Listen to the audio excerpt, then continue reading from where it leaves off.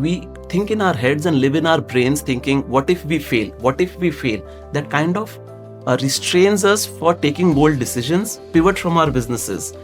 What does it take to pivot from just another business to one that truly changes lives?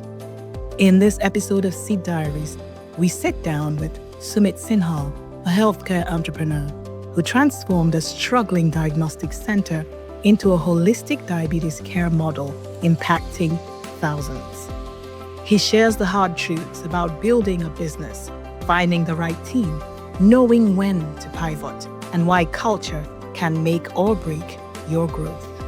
If you are an entrepreneur or thinking about becoming one, this episode will challenge how you think about impact, resilience, and building something that truly matters.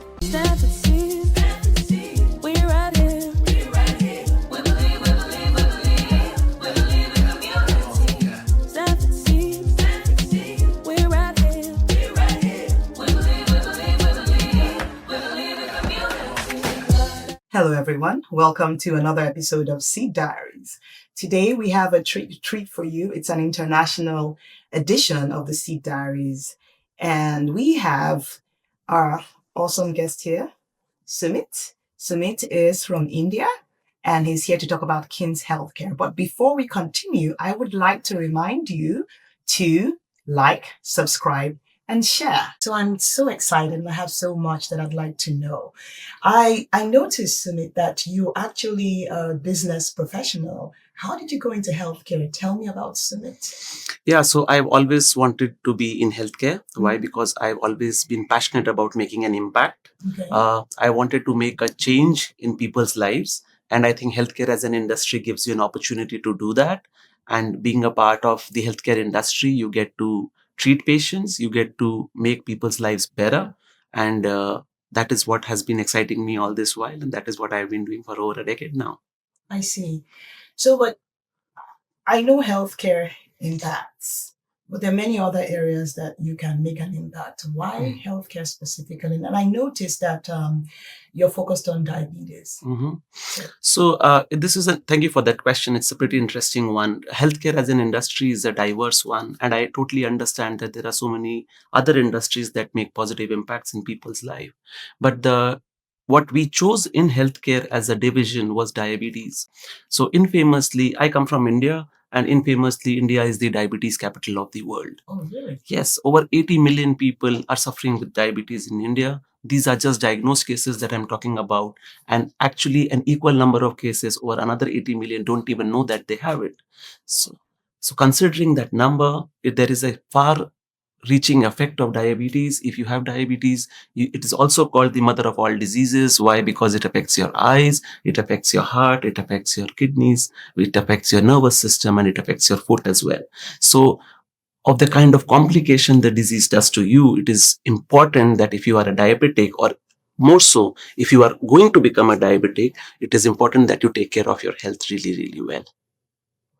Well, thank you for that. My mom's actually diabetic, so I know a bit about, diabetes and what it can do, though she's done a lot to to take care of herself since she was diagnosed. I'm curious, for King's, who does King's serve? What exactly does it do? Yeah. So, basically, like I said, we are a super specialty diabetes care facility. Okay. We are treating people, those who are suffering from diabetes. At the same time, those who are on the edge, we are also reaching out to pre-diabetic. Okay. So how diabetes is kind of considered, there is type 2 diabetes. This affects generally people, those who are middle-aged, probably age 40 and above. And then there is type 1 diabetes, which are juvenile diabetes. For a lot of reasons, children, those who are born at that time, for some reason, their pancreas would not produce insulin or would not produce enough insulin. As a result of which, since birth, congenitally, they would suffer from diabetes and they would want insulin or other medical therapies for the rest of their lives. The third type of diabetes are women, those who are in pregnancy. That is called gestational diabetes. So there are various types of diabetes that affects people at various ages. And there's various treatments for them. So we as an institution are a holistic institution. healthcare institutions. So we try to provide for best healthcare for all these category type of patients that you just asked about.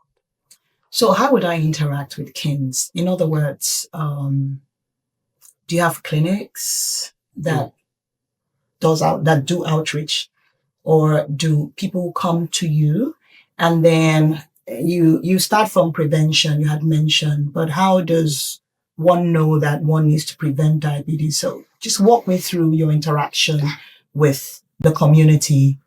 So that is a very interesting question. Thank you for bringing that up. The question here is, like you very rightly asked, do they come to us or we go to them? And I think it is a multimodal approach. The institution needs to go to the patients out first.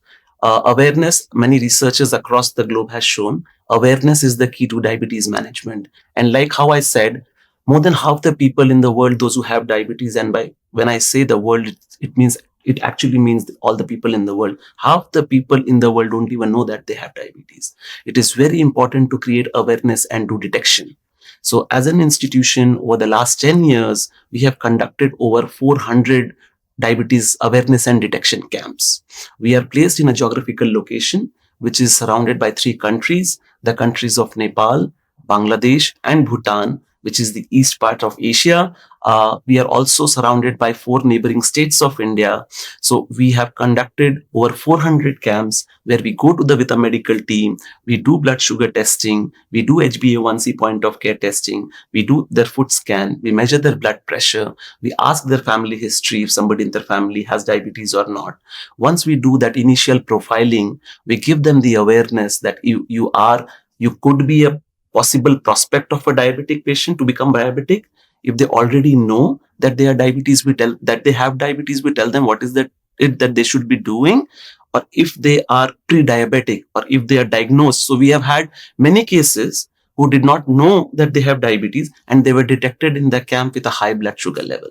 Once the stage is done, that is when we kind of ask them to come and visit us. So most of this that we do is in a periphery of about 300 kilometers in and around our physical location. So we work in a hub and spoke model. So as a spoke, we reach out to the community, screen them for diabetes, create a lot of awareness around the same. And as they kind of get aware of their health condition, and if need be, they come to us for a thorough checkup. Okay. So when the hub goes out to the spokes, does the diagnosis, then after that they come back to the hub, or do you have centers that manage the care at the spokes? Yeah, so it is not possible to have every facility available at all the spokes. So we have a hub facility where we kind of have everything that is required. So we work on a multimodal approach. So the 4 foundational pillars to treat for diabetes is investigation, where you do all the investigations on the patient. The second is doctor's consultation. Third is education. And fourth is medication. So investigation, consultation, education, and medication are the 4 pillars. When we have patients come to us, we make sure that they get the right kind of investigations. That starts from an eye scan, which is diabetic retinopathy, which check for their heart, that is diabetes cardiomyopathy. We check for their kidneys, which is diabetic nephropathy, and we check for the diabetic foot as well. We have multiple doctors associated with us. Those are diabetologists, retina specialists, nutritionists, nephrologists, podiatrists who look after the foot as well. So that takes care of the doctor's consultation part. Then comes the medication, right from starting from insulin, oral medication, food type and stuff like that. There's a host of medication that you need to take as a patient, and at the same time, education. Research has shown 75% care for a diabetic is in their own hand. So if I were to ask you, if you have a tooth pain, can you do a lot about it? No, right? You would want to go to a dentist, and he will give you an anesthesia and probably treat it. If unfortunately a person gets a heart attack, or what does that person do? He goes to a hospital, right? And he's probably on an anesthesia. He doesn't even know what's happening to the body. But diabetes is also considered to be a lifestyle disease. Why lifestyle? Because you need to change your lifestyle as a patient to make sure that you have better control of the disease. So education is also of paramount importance, where we kind of make sure that we tell the patients what is it that they should be doing to take care of better health. Sumit, I feel very judged and schooled right now. So tell me, how how did you start the business? Because you're an entrepreneur. Yes. Now you're schooling me on diabetes and, healthcare. Yeah. And you're managing doctors. Yes. How many doctors do you have? Currently about 40. Wow. So how did you start it? Where did you get the funding to start it? Mm-hmm. So that's an interesting story. We started back in 2011. It's almost 14 years now. And it was pretty serendipitous for me. We did not want to become a diabetic clinic. I started a diagnostic center, so to say. I think all across the globe, more so in countries where private healthcare is present, there's a lot of diagnostic centers there, right? And I'm sure there's lots of them in Africa as well, almost all countries of Africa as a continent. So in India as well, I started as a diagnostic center. And sooner or later, I realized that I'm just trying to be one another player among so many. And I wanted to make a difference. I wanted to do something differently. That is when I realized if I continue to do what I'm doing as a diagnostic player only, there's very little value that I'm adding with regards to the differentiation factor. That is when I traveled the country. I went to South India because South India is considered to be a little more mature in healthcare delivery. We get a lot of medical tourism from a lot of other parts of the world. Lots of Europeans come to India for medical tourism. We get a lot of patients from Africa as I speak in South India. That is a little bit of mature market. I went there, spent some time there, went into the hospitals, met a lot of people, did a lot of market research, and realized that East India is lacking when it comes to holistic diabetes care. Then I went to understand the disease, whether those services will be available or not. If I am to make those services available, will the customers try and understand their pain point, come to us or not? I took the big leap of faith, tried to bring to the community something that was required and was not already there. That is how we pivoted the model from being an only diagnostic facility into a full-fledged diabetes care super specialty service provider. Wow, that's quite a story. I'm thinking about many of the entrepreneurs that I've interviewed. They start out doing something and then find out that the market wants something else. And so they pivot, which is what you have done, because sometimes people have this plan, a great business plan, and then you come in and realize that, okay, there's something more important or more, impactful, like you have done, and you were able to pivot. How difficult was it to make that pivot? It was pretty difficult. I think societies and culture define how businesses run.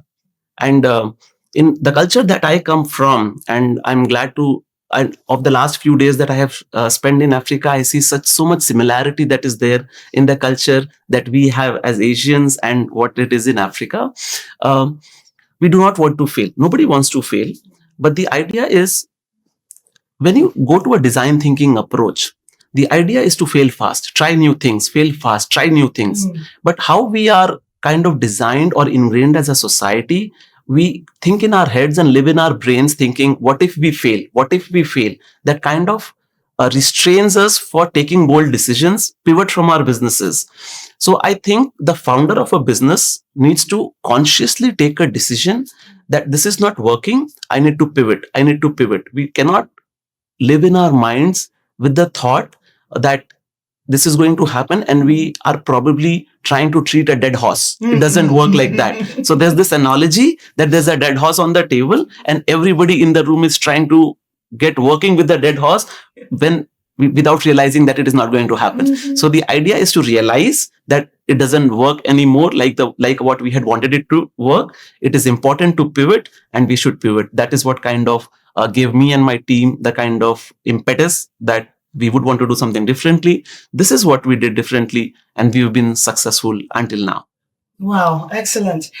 When you went to your team and you told them that I think we should pivot, were they enthusiastic? Did they accept, or did they fight you? I mean, from within your team? Okay, thank you so much for bringing that up again. I think that's interesting because when you have people in the room, everybody does not think alike. And that is a very important role of a founder as well. So a lot of early stage entrepreneurs listening to this podcast will be working with a lot of teams and a lot of people in the team. So it is very important to identify the type of players you have in the team, what the mindset is, what is the background that they come from.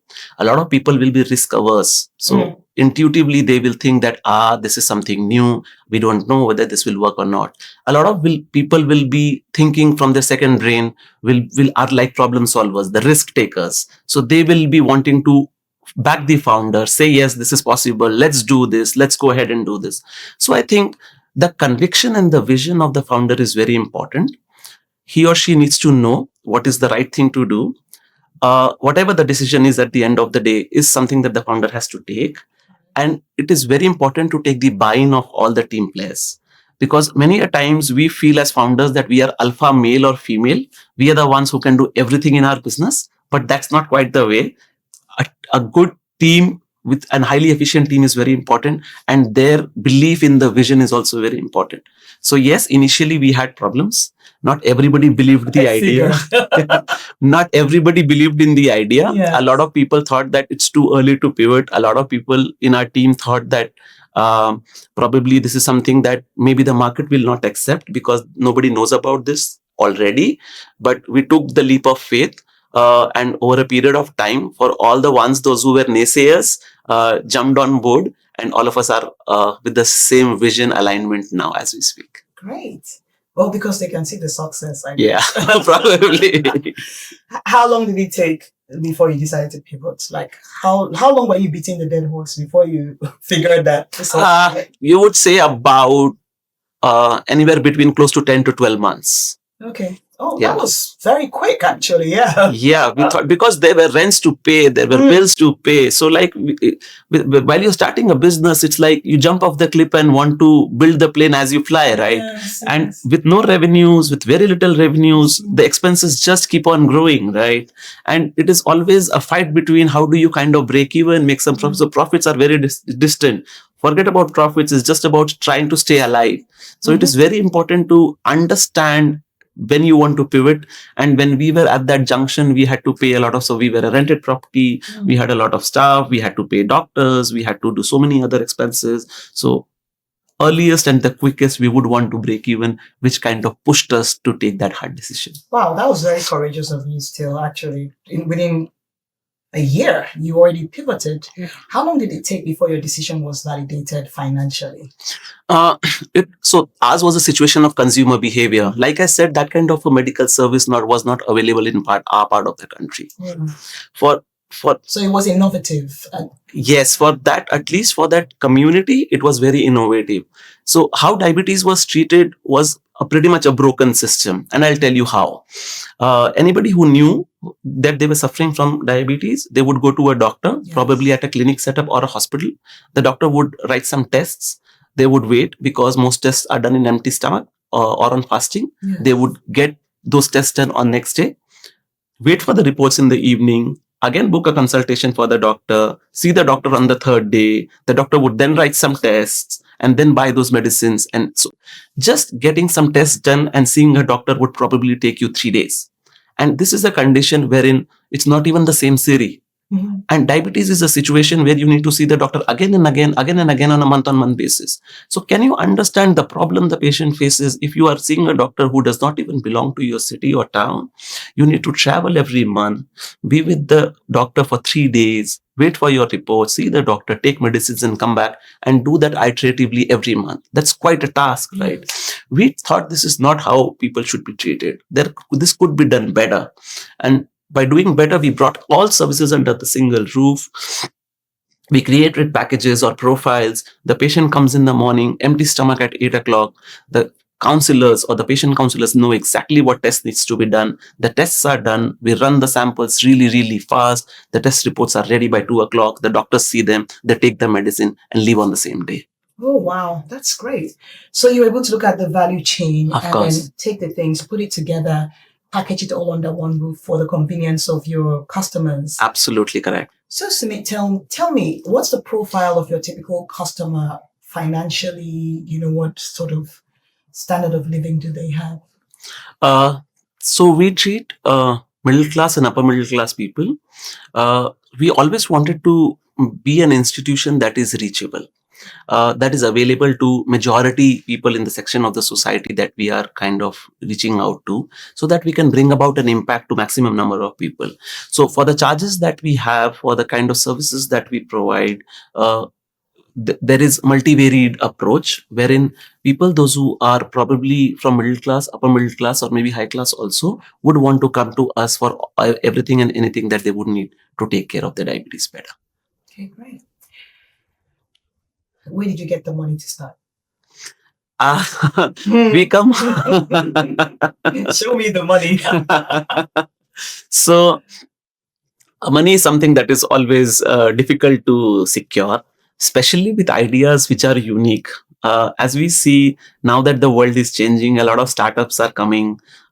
Traditional businesses are backed by banks. You want to do a building, you want to take a franchisee, you want to do something which the world knows about, the banks will jump in, right? They will take collateral and give you money. But innovative ideas don't get too much backing initially. Now that we see that the markets are maturing, where startup funding, venture capital, private equity, and a lot of other angel funding is coming. But back then, probably 15 years back, we did not have all that kind of resources. We actually had to take collateral loans from bank.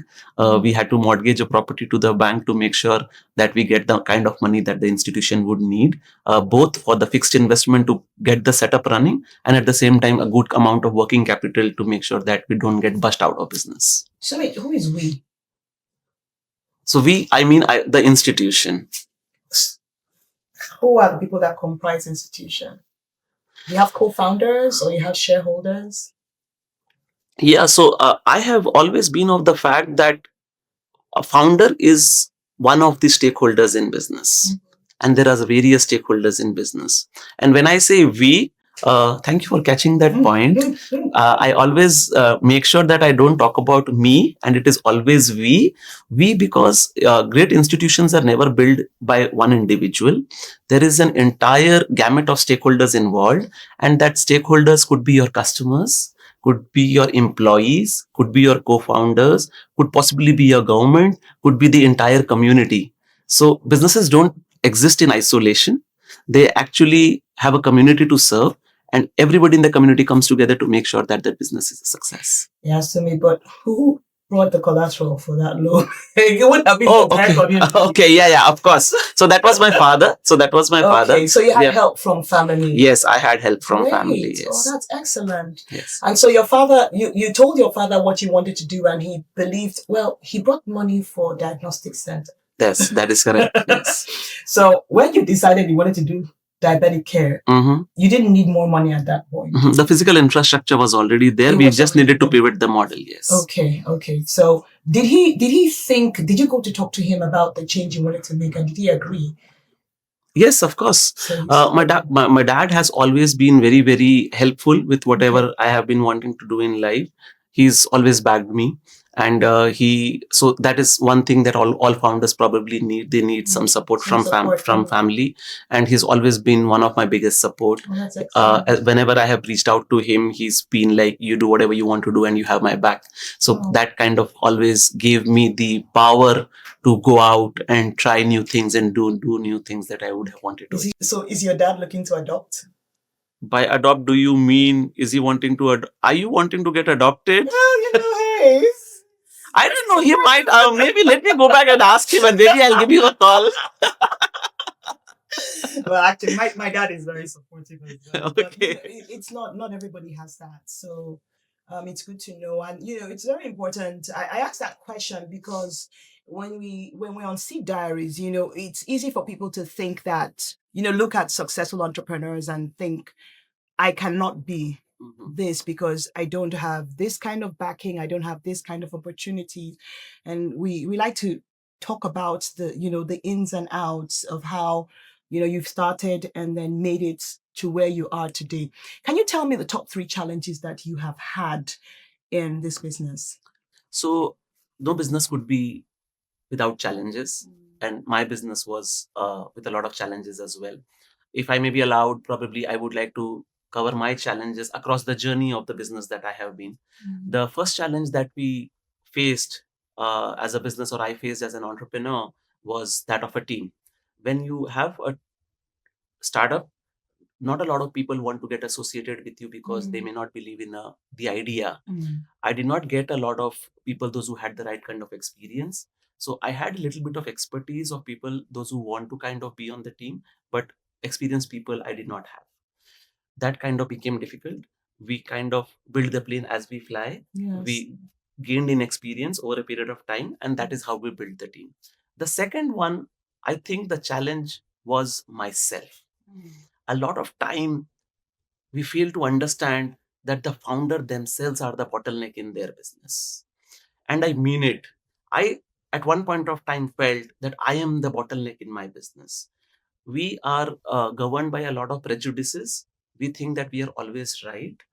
There's this, our brain always kind of makes us believe that the decision that we are making are always right. And so was the situation with me as well.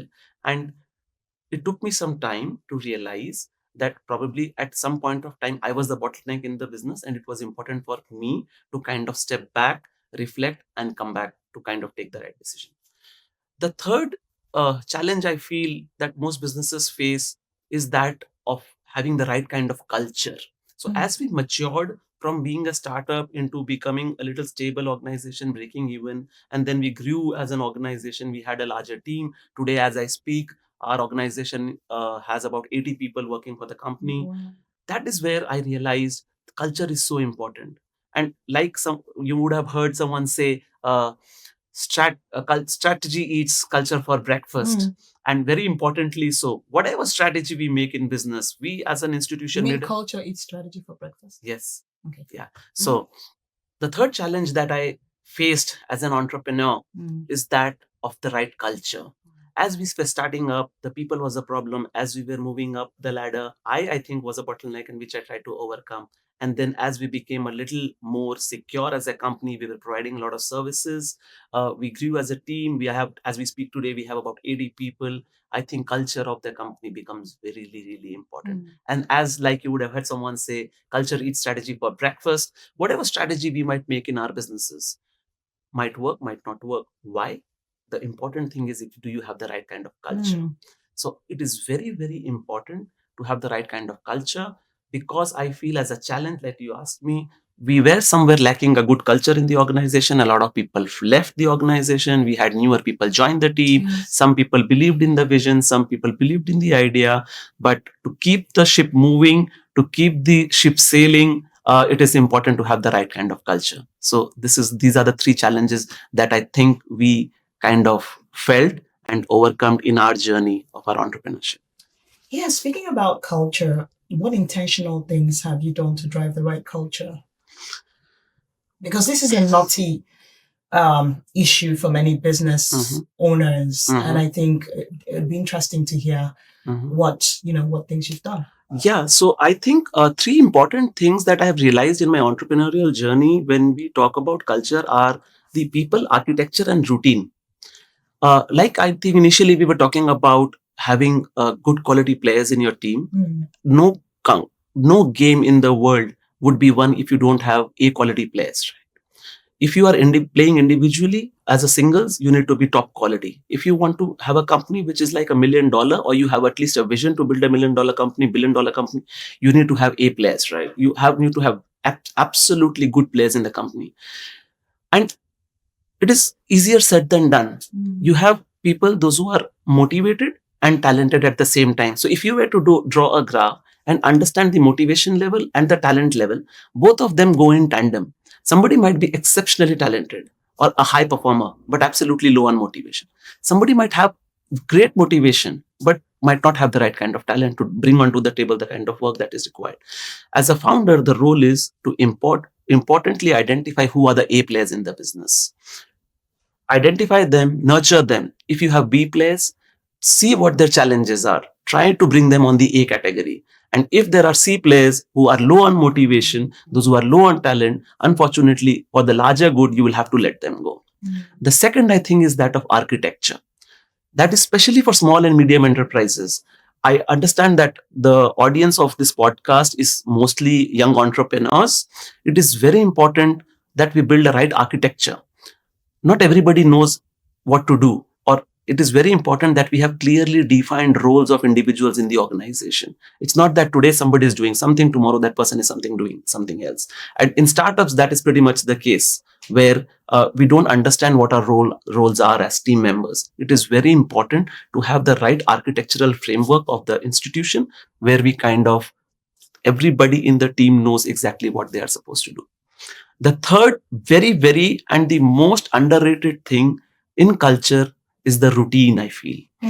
A lot of times, great businesses or great ideas are built or probably formed when you do the same thing over and over again, day in and day out. So excellence is achieved by doing the boring things over and over and over and over again.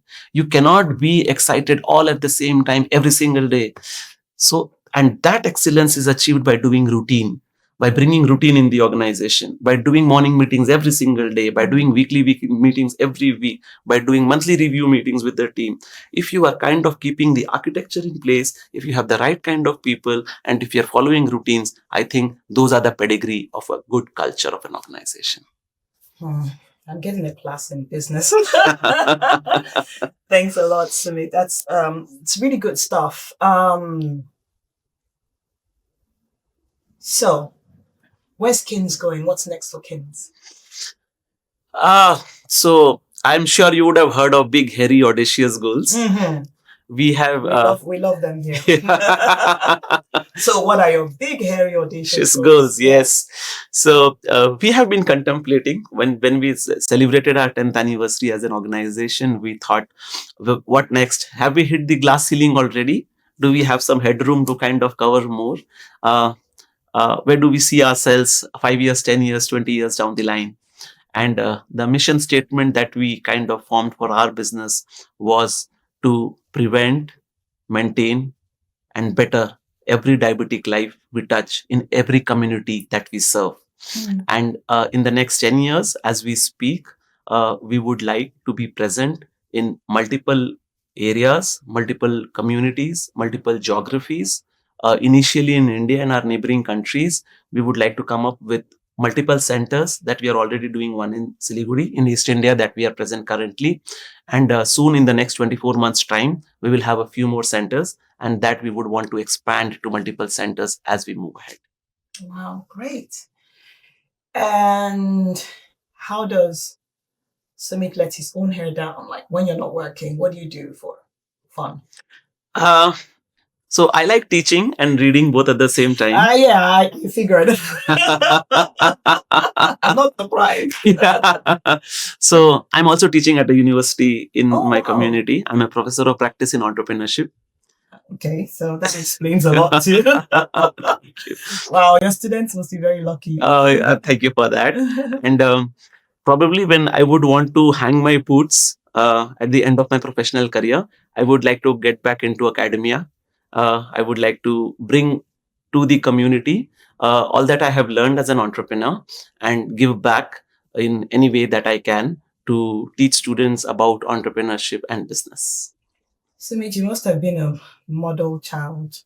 I mean, if you ask me what I like to do, I'll tell you I like sleeping when I'm not working. You like teaching, you go to university and teach. So I like traveling as well. So I've seen quite a few places around the globe. Last winters I was in Japan and I loved being there. Interestingly, I was in Africa in 2018 with my wife. We drove the entire country down. We've seen all the hotspots of Africa and we loved it and we would want to come back again. Have you been to Nigeria? No. You can't say you've seen hotspots in Africa. I'm in South Africa. Well, true. We're in South Africa now. So yeah, so you should come to Nigeria. Nigeria is next. And there's a big need for diabetic healthcare, actually. The consolidated care you're talking about is not present there. No, it's not. My mom actually has a healthcare foundation that she does because she's diabetic and realized what you have realized. And so she goes to rural communities and deals with that. So I can tell you that it's fragmented, just like you mentioned in India. So you might want to consider. Definitely. So like I said, over the last 4 days that I have been here in Africa, meeting fellow colleagues from Stanford Seed Transformation Network, those who come from all across Africa. I see so much similarity in the markets of India and all countries of Africa. And I'm sure, and I'm so confident when you say Nigeria is no different than India. And I think all of us need to come together to solve for a lot of problems that the world has. Wow. Certainly. And when you say, what are my future plans? Maybe in the future, someday we were sitting down doing the same podcast and talking about how we have shaped diabetes in Nigeria as well. Fantastic. Look me up when you decide to do that. Certainly I will. Wow, Sumit, it's been a very, very, very inspiring session. Thank you so much. Talking with you. Pleasure's Thank mine. you so much. Thank you. Wow. Thank you so much for joining us for another episode of Seed Diaries. I'd like to remind you to like, subscribe, and share. Looking forward to hanging out with you another time. Thank you.